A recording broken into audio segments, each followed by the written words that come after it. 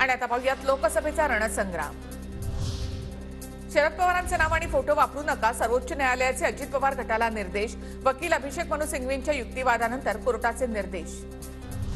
माकपचे आमदार जे.पी. गावित यांना चांदवडमध्ये धक्काबुक्की। राहुल गांधींच्या शेतकरी मेळाव्यामध्ये सहभागी होण्यासाठी गेले असता सुरक्षा रक्षकांनीच रोखलं। काही काळ गोंधळाचं वातावरण। माझं चिन्ह घड्याळच, जागा वाटप झालं नसल्यामुळे उमेदवारांचे नाव घोषित करणार नाही।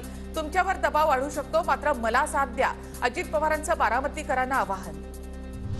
आज किंवा उद्या लोकसभा निवडणुकीची आचारसंहिता लागण्याची शक्यता। बारामती दौऱ्यामध्ये उपमुख्यमंत्री अजित पवार यांचे संकेत। एका फोनवर माझ्यासाठी पहाटेचा शपथविधी कार्यक्रम सुद्धा होऊ शकतो, पण शरद पवारांशी गद्दारी करणार नाही।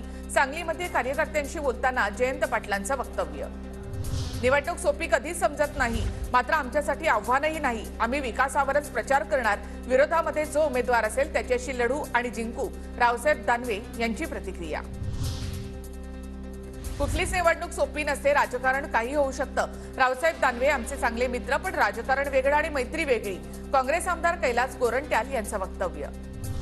पुण्यामध्ये महायुतीचे उमेदवार मुरलीधर मोहोळ यांच्या प्रचाराला सुरुवात।